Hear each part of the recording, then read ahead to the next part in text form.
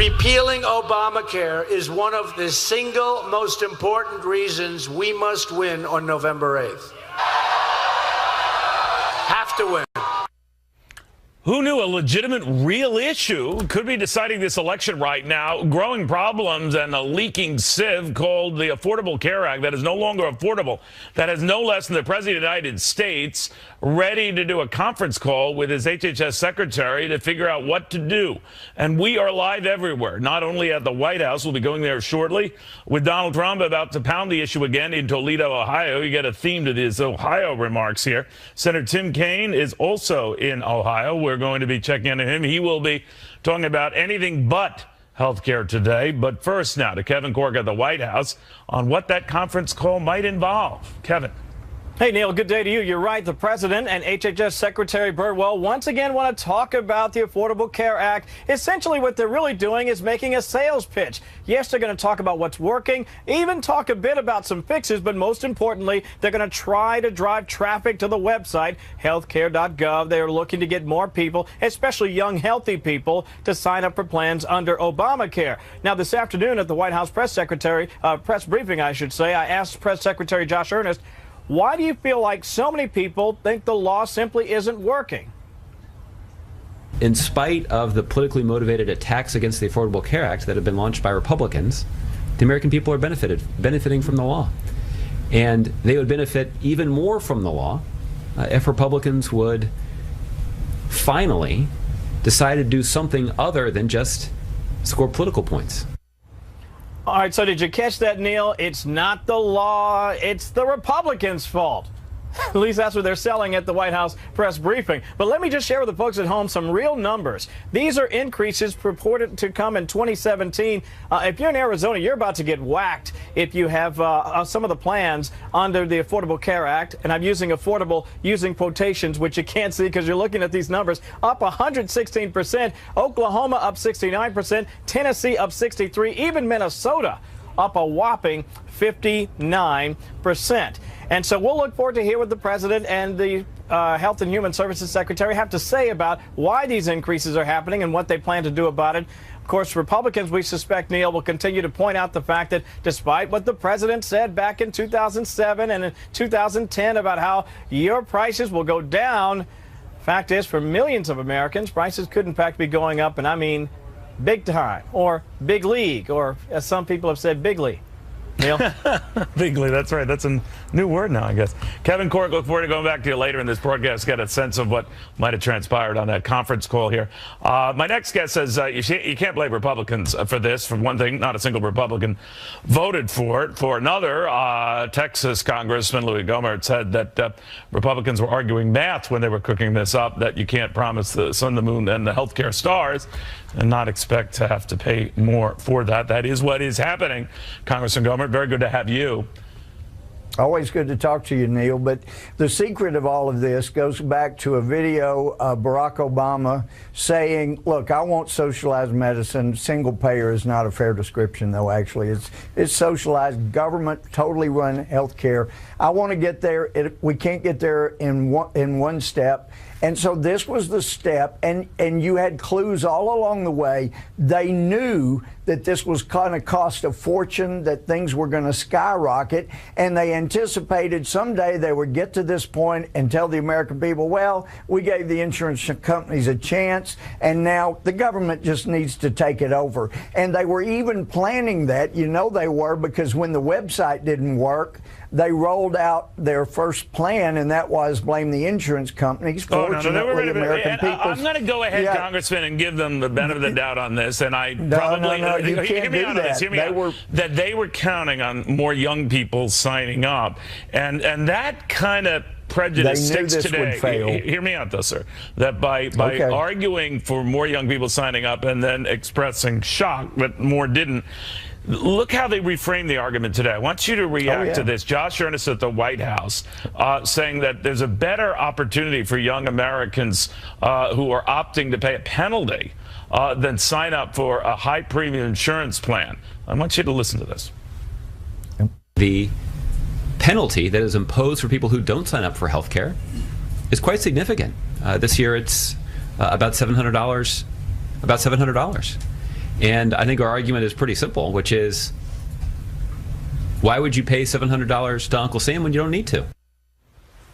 Now, normally, they're all for people paying money to Uncle Sam, but leaving that aside, that the flip side of this, make lemonade out of the lemons you're dealt by trying to say, you might as well sign up for this thing, high premiums and all, because it sure beats paying a penalty to the government. But a lot of young people, Congressman, as you're aware of, shrewdly realize they're going to be paying much more than that $700 just for the pleasure of having this.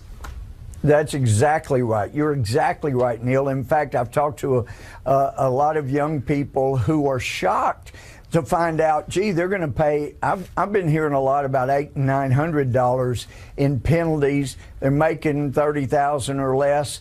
And then they look, even with a subsidy that the government is paying them, some have told me they were going to be paying around $1,400, $1,500 a year, and that was with $5,000, $6,000, $7,000, $8,000 deductible. They don't have that money, and what these bright young people are shocked to find out is, gee, if I pay $1,500 for the year, I don't have $6,000. I'll never pay the deductible. Right. So they're rolling the dice, and you and I know when you're young, you feel indestructible, and God bless them. They're being shocked. They don't want it. Congressman, thank you very, very much. Louis Gohmert. It's not worth it to them. Fast-moving developments. We're watching this. Thank you, Congressman. In the meantime, you knew this was eventually going to happen, that AT&T Time Warner merger, an $85 billion transaction that the street has yet to buy. Maybe this is the reason that Washington is going to weigh in. The Senate wants to look into the matter on December 7th. That would be after the election to see how this would all sort out and whether there are any sort of big company concerns here that the two of these together would sort of stiff out a lot of competition. But again, the CEOs of both concerns will be having to troop up to Capitol Hill to state their case. And of course, we don't know what the makeup of the Senate will be then, do we? Of course, that will be a lame duck session handling that, but still prepare for much more of that. All right, we've got a lot more coming up, including the new WikiLeaks emails that are coming out, including a very, very ballistic Clinton staff, Hillary Clinton staff, over Bill Clinton Inc. That she wasn't so much the problem, though she was. He was.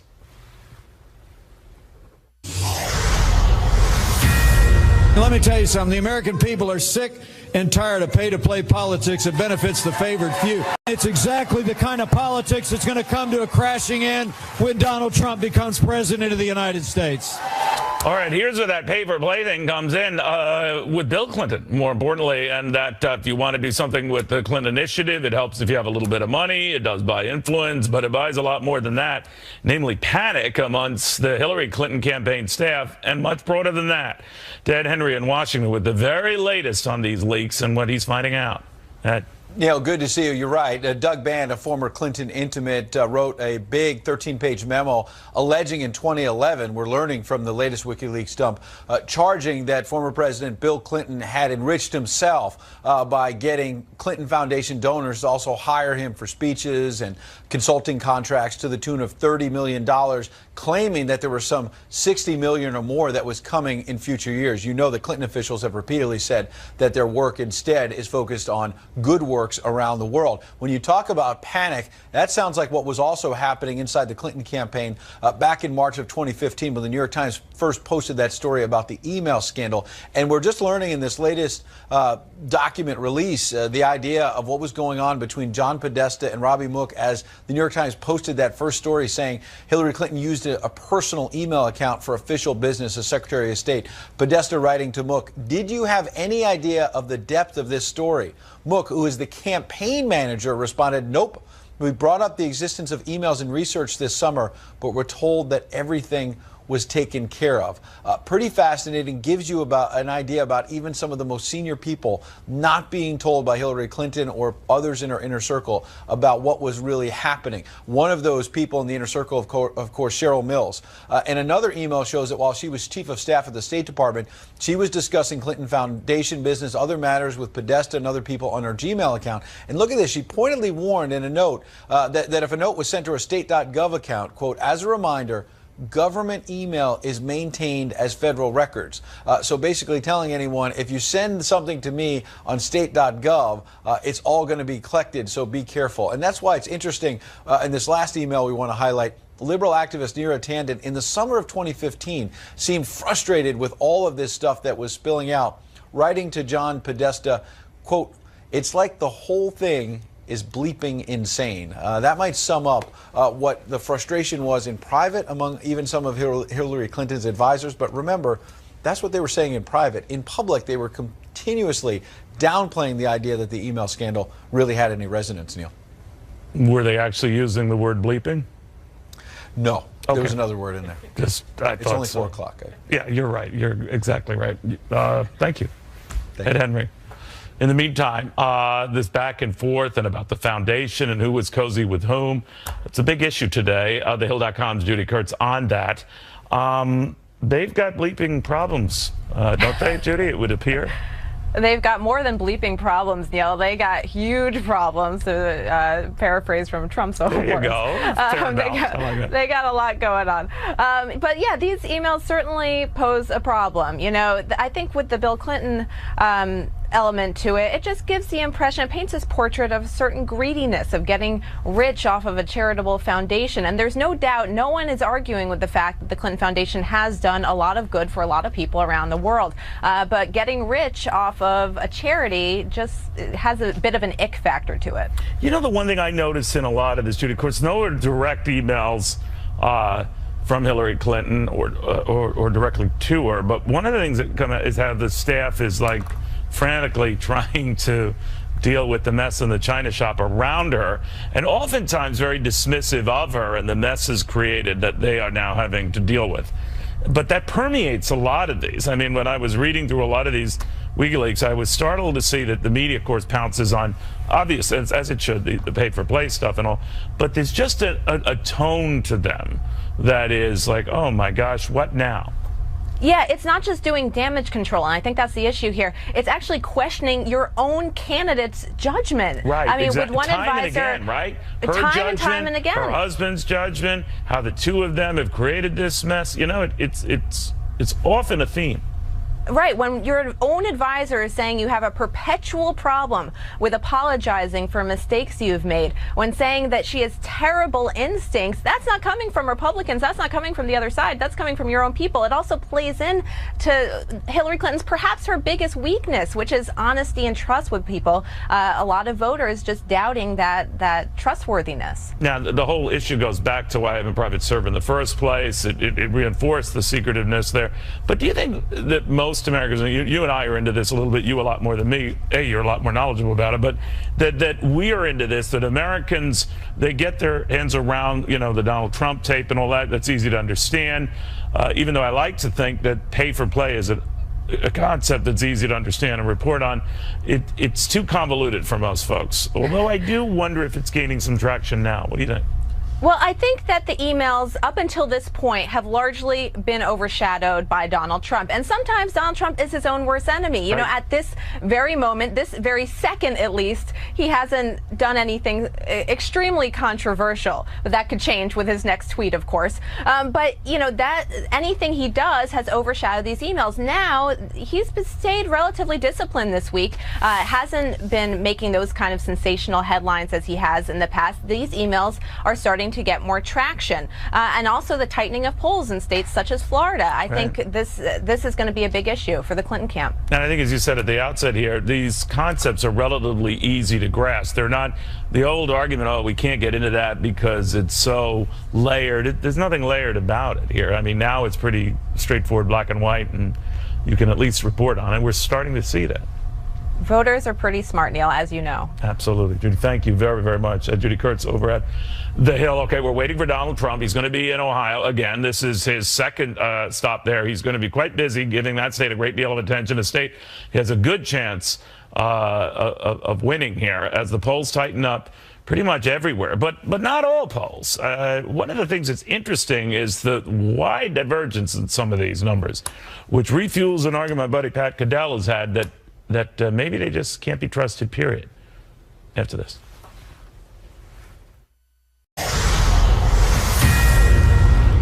All right, we're watching Toledo, Ohio right now. Donald Trump set to speak to the folks there. He is resonating in a lot of polls, not all polls. And this is what confuses me, because depending on the poll you look at here, this is a good national representation, or is it? Hillary Clinton has nearly a double-digit lead there. You look at some other representations, and it's like kind of dead even. What the heck is going on? Former Democratic pollster, the man who was such a big deal in electing Jimmy Carter that after Jimmy Carter got elected, he didn't even want to shake his hand. Pat Caddell with us right now. Patrick, good to see you. All right, I have your high school yearbook picture. I have ready to unveil at the proper moment. Ah, touche, touche. I had Lego hair back then, which has not changed much, actually. Yes. But let me ask you, and you know, it's interesting. You had a lot of reaction in your last appearance. You just said there's something in the polls. There's something where you don't put much stock in them. They are over the map. What's going on here? And we're going to be rifling through all of them. Oh, well, let me just start off by saying I've just taken a bunch of the national polls, including the one you just pointed out, the Suffolk USA poll. You know, and I've grouped them into bunches. The three tracking polls of Rasmussen, Investors Daily, and the LA Times. They are basically showing together a 1-point Clinton margin at the moment, a little less than 1 point. These are national polls. Yes, national polls. Fox, The Economist, and others, they're showing, there's a third one there, that are showing, the Ipsos poll is showing, Reuters is showing, those three polls together are showing margins of either 4 or 5, depending on a 2- or 3-way race. And then we have the really outliers here, the 9s and 10s, 11s. This is the margin, including the one you were talking about, right up to the AP poll at 14 points. And those margins are 11 and 11. Combine, if you average them. And then you have the outriders, which are the ABC polls. Their tracking poll, which showed 12 on Saturday, 12 on Sunday, 9 on Monday, and last night reported 6, which meant that Trump was either would close the gap to 3 points. They have very small additional samples, 3 points on the day before yesterday, and last night Trump had to be ahead by 3 points. They're not reporting. This stuff is madness. It is. All right, so what's real? What do you think is really going on? I mean, even in one state, North Carolina, we have one poll taking the same rating period, where you have a 1-point gap and another that is a 7-point gap. I mean, that can't be. Somebody is very wrong, and there are lots of people who are very wrong. These state polls, you know, are at variance with each other in the same time period. We have Florida, where now the Bloomberg poll shows Trump up ahead a couple points. We have Georgia, which is 1 point, which anyone believes that, I'll sell them a bridge. And we have Iowa, where they show it, you're up there showing it tied, and there are polls that have Trump ahead or whatever. And then there are other polls that come out in North Carolina. Look at this. There's one at 4 points. There's another at the Survey Monkey poll, as I call it, has it way up. And we have Virginia at 12. I know. think Virginia is solidly I'm sorry, I'm not clear. What do you think, Pat Caddell, is going on in the country right now? Pat Caddell thinks this. I think right now the movement is toward Trump. And some of the reasons are what you just said in your previous thing, and it will move to some more. Here's what's basically happening. If you believe this race is in double digits, then you believe that all of the attitudes that structures, the attitudes of the election structure, is the country in the right direction or wrong track, which is 60% or more negative, is the majority is 70% in the country in decline. Bad numbers on economics, weak numbers on foreign policy, a 20-point margin against now, which is developing on Obamacare. All of this, and most importantly, do you want to continue with the Obama policies or change them? And those numbers are almost 20 points for change. Now, if you think none of that matters, then you can have a landslide like this. If you believe, as I do, that there is conflict here between a race centered on Donald Trump's personality and these larger issues, then you're going to have a closer race. And here is the kicker. If this race starts moving more, as Trump is trying to push it, to these referendum issues, are you better or worse off, then this race is going to move. And let me just say this. When you have, as the Fox poll showed, not only 3 points, but the internals of that look much better for Trump than it has. But you go back to their polls in late August, the Fox poll in early September, when they asked the question about the Clinton Foundation, and 60% of people believe that they were trading favors for money overseas. If that is the case, and we have a lot of evidence, today the media is saying they're having to cover this story, but they're saying there's no evidence. Well, Peter Schweitzer and others have evidence, and they'll lay it out, and we will see this story worsen. So if that happens, we're headed to a much closer race. It's that simple. I really don't know where we're going here, but it sounds to you like anything could happen in the next 12 days, right? People have to either suspend their basic attitudes and create a landslide for Hillary, or it'll be closer. That's all. Sure. Or start drinking. Patrick, thank you very much, my friend. Pat Goodell. All right, then there's the issue of the minority vote here, and I only mention that now because the accepted wisdom is that that's Democrats. The only issue is by how big a margin. But an interesting subset in a lot of the polls, not all the polls, but is what's happening underneath and how minority voters aren't exclusively in lockstep with the Democratic candidate. And when it comes to non-white voters, just as an aggregate, those percentages could be changing mightily as we speak. Niger Innis predicted this phenomenon, and it seems to be coming to pass in a number of key states. Niger, I was thinking of you as a Tea Party forward chairman here. Arizona stood out in my mind because in that state, again, a Republican state that could be tipping, we don't know, but Hispanic voters there, 1 out of 3 of them liking Donald Trump. I think that would have to be a surprise to even Donald Trump. What's happening here? Well, I think Hispanics, African Americans, Asian Americans, just like any other American, are concerned about issues of the economy. We're concerned about issues of national security, the war on terrorism. And we're concerned about shaking up this system. I think minorities, more than anybody else, wants to end the pay-for-play corruption of Washington, D.C.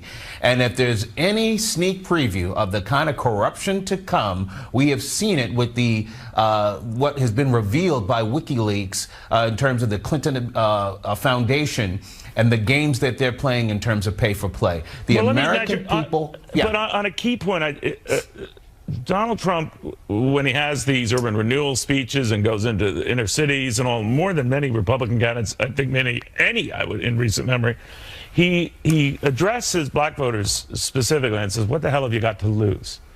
What do you think of that? I think it's a very powerful line. I think what he says is that we've got issues of crime we've got to deal with. We've got economic revitalization. And here's what has resonance in the black community and other minority communities, which is that the Democrat Party, which has been a beneficiary of upwards to 90+% of the black vote, has taken that vote and our people for granted for nearly half a century, for actually in some cases over half a century. And if you want to issue a protest, here's your opportunity to do so. And I think the black vote in particular, minority vote in general, but the black vote in particular in states like North Carolina, Ohio, and Florida, and in wildcard states such as Pennsylvania and Michigan, the degree to which the black community comes out in droves for the Democrat Party is going to determine this election. Wow. Well, you know, if you think about it, you're the Republican candidate, and you can peel off more of minority voters than is typically the case, a percent or 2 or 3, it could swing the election. No question. Look at North Carolina, where African-American millennials, Hillary Clinton is barely getting 60% of that vote, which comprises up to over a fifth of the vote in North Carolina. If that remains the same, and that's reflected in the turnout numbers and in how African-American millennials in North Carolina vote, then Donald Trump will win North Carolina. Wow. Niger, thank you very, very much. Again, waiting to Thank hear you, from Neil. Donald Trump speaking in Toledo. But another successful sort of a strategy on the part of Mr. Trump, even though the media might not like it, is, well, attacking the media, because they kind of framed the debate. And Donald Trump says unfairly. And now evidence that, well, he's right after this.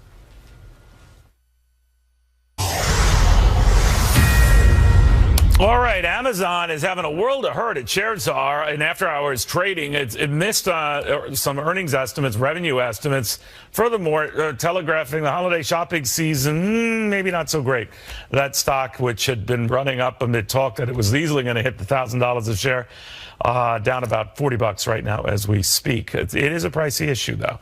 But right now, Amazon telegraphing potential problems for the holiday shopping period. We'll keep an eye on it. Well, it's a relentless theme of Trump's that he doesn't get a fair shake, and given the disproportionate number of negative stories he generates versus Hillary Clinton, they're not even in the ballpark here.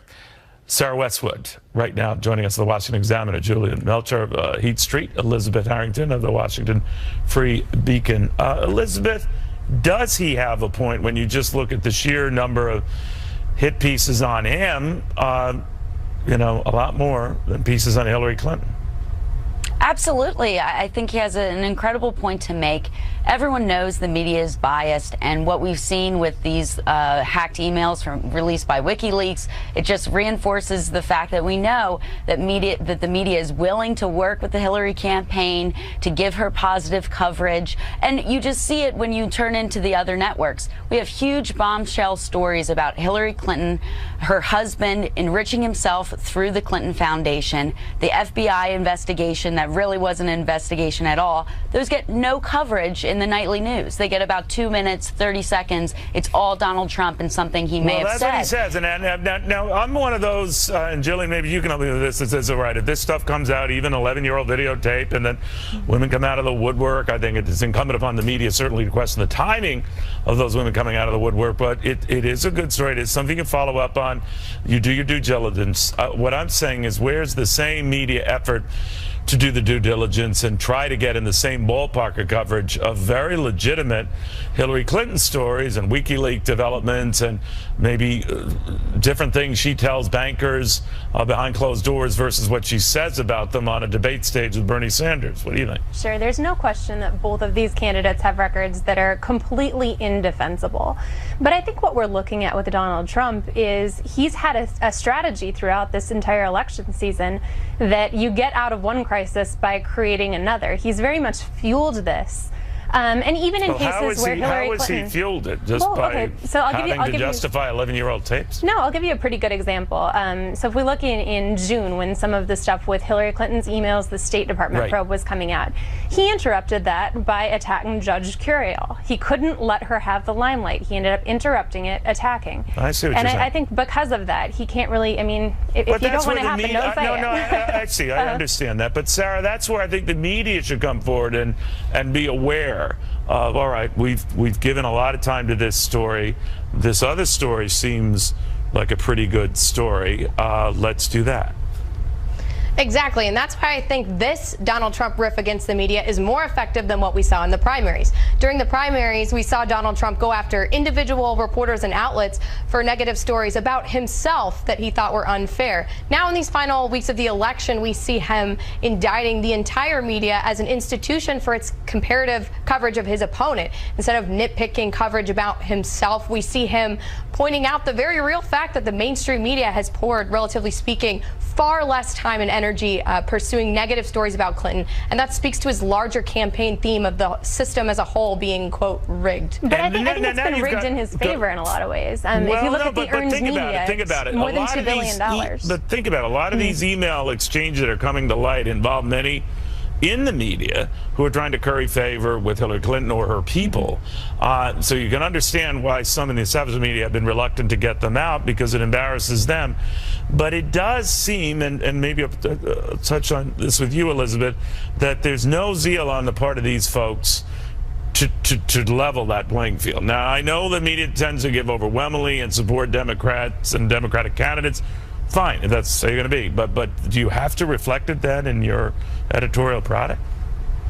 No, of course you should be fair. And I think throughout this, we've seen the media propping up Donald Trump, giving him a lot of free time. And then all of a sudden, when he's the nominee, you see this barrage of attacks. And it's, you see it very clearly.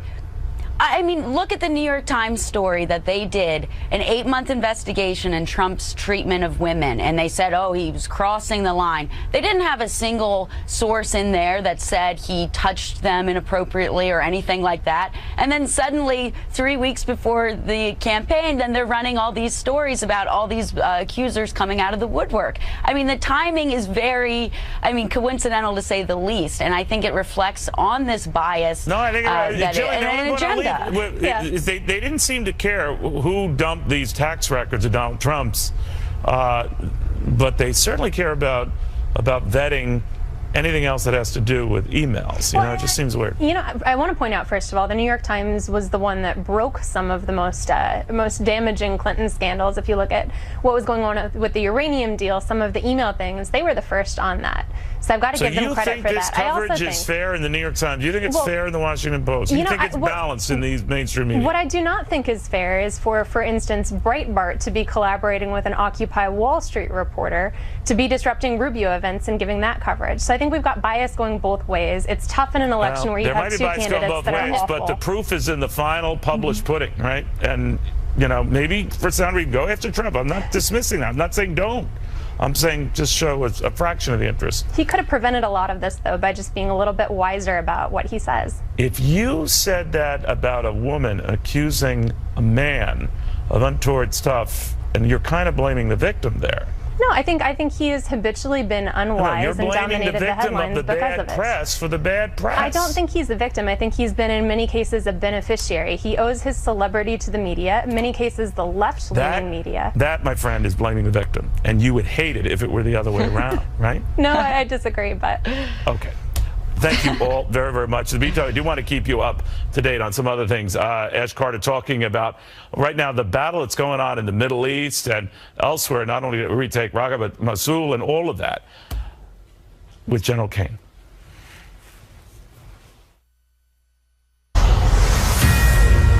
All right, Defense Secretary Ash Carter says, it won't be too long, maybe just weeks, where U.S. and allies are ready to drive ISIS out of Raqqa and, again, require Mosul. Retired 4-star Army General Jack Kane here on that. Close, very, very close. Do you agree? No, not really. Yeah. I think that's kind of aspirational, to be frank about it. The forces that occupy Raqqa, this is the headquarters of ISIS. This is where most of their forces actually are. Those who are not going to fight and stay in Mosul will also go to Raqqa. And we don't have the combat force that we have in Iraq. In Iraq, it's close to around 30,000 that are participating in this attack on Mosul. Mosul, admittedly, a much larger city. But what we have in Syria is pale by comparison, Neil. We've got a few hundred Sunni Syrian Arabs and a few thousand, and that's all, Syrian Kurds, assisted by some of our best troops, some special operations forces. What is our role there? What are we doing? We're trainers and advisors. Just trainers and advisors? We help a little bit more with air power. Yeah. We're calling in air power for them, and we've got some guys that are right down there. They are probably as close in the fight as any of our advisors are, and they have been for some time. But that's not enough combat power, not even close, to take Raqqa. So we're not a few weeks away. Now, this has come up, and not surprisingly, in a presidential election year, General. I know you eschew these topics, as you should. But one of the things that Donald Trump has mentioned, we are seeing the likes of General Patton and General Eisenhower spinning in their graves by pre-announcing what we're doing. What did you make of that? Well, there's some general truth to that. We talk far too much in advance of all of our military operations, and in a degree of specificity. I assume like we didn't do that with Normandy, right? Hardly. Well, everybody knew there was invasion coming. Right. Strategically, there was an invasion. What they didn't know tactically and operationally, when and where. But we do it. I think the argument, General, I think you've told me this too, is that to help average folks in the area, citizens, men, women, to get out of harm's way. Well, some of that is done. We did that initially in Fallujah, not this last Fallujah, but the previous Fallujah, when the U.S. was leading the operation. We advertised it because we wanted the people to get out. Very similar to but that also tells the bad guys what you're doing. The right? other thing we do too much of, we talk too much after we conduct an operation, and we give far too many details, particularly what our special operations forces are doing. That makes no sense. Why do we do that? We never used to speak about this. This started after Osama bin Laden was killed, and the administration began to talk. And if you recall, Secretary of Defense Gates was furious with people in the White House giving out details of that attack, given the fact that we're going to continue to do operations like that this. We're still in that neck of the woods, right? Absolutely. The other thing, though, in fairness, these operations that we're conducting, like Mosul is a case in point, the terrain, the open vistas, these are desert open areas with limited road networks. There's no way that we could surprise that force.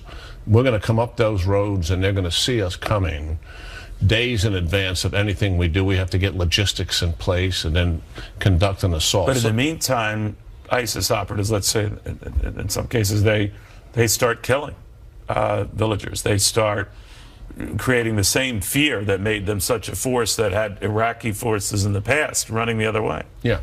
Well, know this. I mean, when they took Mosul and the shock that it was to all of us to see the Iraqis leaving, ISIS knew this the minute they seized that town. At some point, the Iraqi army, likely assisted by Americans, was coming back. It was just going to be a matter of time. Now, they probably thought in less than a year, but here we are almost 2.5 years later coming back. General, it's so good seeing you in the flesh. He has a handshake. He could break your hand. You know that. Okay, right. I'm kind and gentle. General, thank you very, very much. All right, we are getting the Clinton campaign finally reacting to these latest leaks. It's how they react that's rather telling. The latest after this.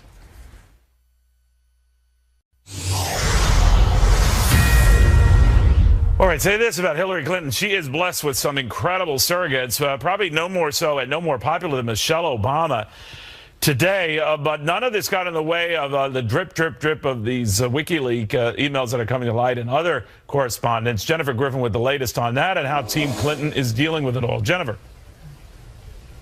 Well, Neil, we've received a statement from the campaign, and they are pushing back hard. In fact, they're criticizing the press for publishing these WikiLeaks for being agents of the Russian government. Here's a statement we received from Glenn Kaplan, Hillary Clinton's spokesman, just moments ago. Quote, "We are still not confirming the authenticity of individual emails hacked by the Russian government to influence the election by weaponizing WikiLeaks." That from Glenn Kaplan, her spokesman, who went on a Twitter rampage accusing Trump of cheering on what he called Russia's WikiLeaks propaganda. He quoted former Secretary of State Madeleine Albright, who said that, quote, "Donald Trump has been turned into a useful idiot by the Russians." And former acting director of the CIA, Mike Morell, who supports Clinton, he concluded Trump is an unwitting agent of the Russians. Trump's actions as Putin's puppet, Morell said, have gone from bizarre to disqualifying. Now, we also, my colleague Mike Emanuel, received a statement from Teneo. That's the PR firm that is associated with the Clinton Foundation, run by Doug Band, who we've heard about in these WikiLeaks emails. And Teneo says that they simply ask their clients to donate to the Clinton Foundation because the foundation does a lot of good. They never, they say, according to Doug Band and Teneo, profited from that relationship. Back to you, Neil. Are they worried that the more this stuff kind of comes out, dribs and drabs, the more it will register? Or are they still saying the flip side of this, make lemonade out of the lemons you're dealt by trying to say, you might as well sign up for this thing, high premiums and all, because it sure beats paying a penalty to the government. But a lot of young people, Congressman, as you're aware, have shrewdly realized they're going to be paying much more than that $700 just for the pleasure of having this. That's exactly right. You're exactly right, Neil. In fact, I've talked to a lot of young people who are shocked to find out, gee, they're going to pay. I've been hearing a lot about $800 and $900 in penalties. They're making $30,000 or less. And then they look, even with a subsidy that the government is paying them, some have told me they were going to be paying around $1,400, $1,500 a year, and that was with $5,000, $6,000, $7,000, $8,000 deductible. they don't have that money. And what these bright young people are shocked to find out is, gee, if I pay $1,500 for the year, I don't have $6,000. I'll never pay the deductible. Right. So they're rolling the dice. And you and I know when you're young, you feel indestructible, and God bless them. They're being shocked. They don't want it. Congressman, thank you very, very much. Louis Gohmert. In 2007 and in 2010 about how your prices will go down. Fact is, for millions of Americans, prices could in fact be going up, and I mean big time, or big league, or as some people have said, bigly. Neil? Bigly, that's right. That's a new word now, I guess. Kevin Corke, look forward to going back to you later in this broadcast, get a sense of what might have transpired on that conference call here. My next guest says you can't blame Republicans for this. For one thing, not a single Republican voted for it. For another, Texas Congressman Louis Gohmert said that Republicans were arguing math when they were cooking this up, that you can't promise the sun, the moon, and the healthcare stars and not expect to have to pay more for that. That is what is happening. Congressman Gohmert, very good to have you. Always good to talk to you, Neil. But the secret of all of this goes back to a video of Barack Obama saying, look, I want socialized medicine. Single payer is not a fair description, though, actually. It's socialized, government, totally run health care. I want to get there. We can't get there in one step. And so this was the step, and you had clues all along the way. They knew that this was going to cost a fortune, that things were going to skyrocket, and they anticipated someday they would get to this point and tell the Americans. Repealing Obamacare is one of the single most important reasons we must win on November 8th. Have to win. Who knew a legitimate, real issue could be deciding this election right now? Growing problems and a leaking sieve called the Affordable Care Act that is no longer affordable, that has no less than the President of the United States ready to do a conference call with his HHS secretary to figure out what to do. And we are live everywhere, not only at the White House. We'll be going there shortly with Donald Trump about to pound the issue again in Toledo, Ohio. You get a theme to his Ohio remarks here. Senator Tim Kaine is also in Ohio. We're going to be checking in on him. He will be talking about anything but health care today. But first now to Kevin Corke at the White House on what that conference call might involve. Kevin. Hey, Neil, good day to you. You're right. The President and HHS Secretary Birdwell once again want to talk about the Affordable Care Act. Essentially, what they're really doing is making a sales pitch. Yes, they're going to talk about what's working, even talk a bit about some fixes, but most importantly, they're going to try to drive traffic to the website, healthcare.gov. They're looking to get more people, especially young, healthy people, to sign up for plans under Obamacare. American people, well, we gave the insurance companies a chance, and now the government just needs to take it over. And they were even planning that. You know they were, because when the website didn't work, they rolled out their first plan, and that was blame the insurance companies. Fortunately, American people. I'm going to go ahead, Congressman, and give them the benefit of the doubt on this. And I probably you can't do that. That they were counting on more young people signing up, and that kind of prejudice sticks today. Hear me out, though, sir. That by arguing for more young people signing up and then expressing shock that more didn't. Look how they reframed the argument today. I want you to react to this. Josh Earnest at the White House saying that there's a better opportunity for young Americans who are opting to pay a penalty than sign up for a high premium insurance plan. I want you to listen to this. The penalty that is imposed for people who don't sign up for health care is quite significant. This year it's about $700. About $700. And I think our argument is pretty simple, which is, why would you pay $700 to Uncle Sam when you don't need to? Now, normally, they're all for people paying money to Uncle Sam, but leaving that aside, that... Now, this afternoon at the White House press briefing, I should say, I asked Press Secretary Josh Earnest, why do you feel like so many people think the law simply isn't working? In spite of the politically motivated attacks against the Affordable Care Act that have been launched by Republicans, the American people are benefiting from the law. And they would benefit even more from the law if Republicans would finally decide to do something other than just score political points. All right, so did you catch that, Neil? It's not the law, it's the Republicans' fault. At least that's what they're selling at the White House press briefing. But let me just share with the folks at home some real numbers. These are increases purported to come in 2017. If you're in Arizona, you're about to get whacked if you have some of the plans under the Affordable Care Act. And I'm using affordable using quotations, which you can't see because you're looking at these numbers. Up 116%. Oklahoma up 69%. Tennessee up 63%. Even Minnesota up a whopping 59%. And so we'll look forward to hear what the president and the Health and Human Services Secretary have to say about why these increases are happening and what they plan to do about it. Of course, Republicans, we suspect, Neil, will continue to point out the fact that despite what the president said back